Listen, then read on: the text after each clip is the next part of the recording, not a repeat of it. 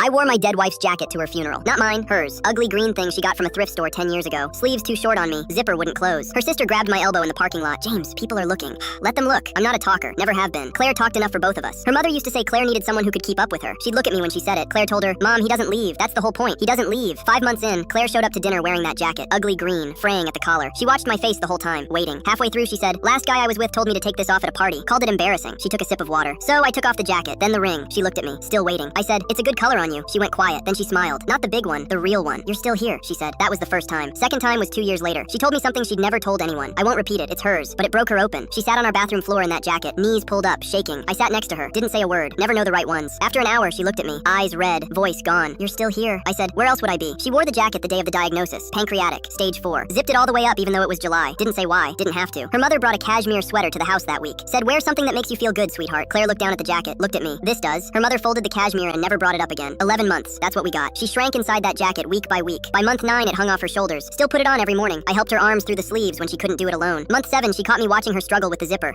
She looked up and snort laughed so hard she started coughing. Stop looking at me like that, she said. I'm not dead yet. I laughed. First time in weeks. Last week of her life. She couldn't sit up. Asked me to drape it over her shoulders. I did. She looked at me. Eyes barely open, but she was smiling. That smile where just one side of her mouth goes up. Same one she gave me across the table the first night I told her the jacket looked good. Same smile. 10 years apart. You're still here. I didn't know it was the last time she'd say it, but something in me did. Claire died on a Thursday morning. She was wearing it. The nurse asked if I wanted to keep her personal items. I said, don't take the jacket off her. She looked at me for a long time. Then she nodded. I got it back 2 days later in a plastic bag with her things. Morning of the funeral. I put it on. Her father gave the eulogy. Talked about Claire's energy, her smile, how she lit up a room. Used that phrase 3 times. Lit up a room. Didn't mention the jacket. Didn't mention me. I stood up after. Didn't plan to. My legs just went. I stood at that microphone and I didn't have a speech. I had the jacket. I looked out at the room and said, she wore this every time she was scared. Every time she needed to know someone would stay. My voice broke. I looked at the ceiling. I'm still here. That's all I said. Sat down. Her mother was crying. Not the angry kind. That night I sat on the edge of our bed holding it. Pressed it to my face. Still smelled like vanilla lotion. Underneath that, just Claire. My hand went into the left pocket. Not on purpose. She always put her hand in that pocket when she wore it. Something inside. Folded so small I almost missed it. Her handwriting. Barely legible. The letters shaking like they cost her everything to make. Left pocket. Closest to your heart. I'm still here too. Wear it when you need me. I'll stay as long as you do. I wear it every year on the day we met. Still doesn't fit. Zipper still won't close. She'd laugh at that. That ridiculous snort laugh where she'd cover her mouth and go red. I heard it 1,000 times. I'd give everything to hear it once more. She'd look at me in this jacket and say, you're still here. I am.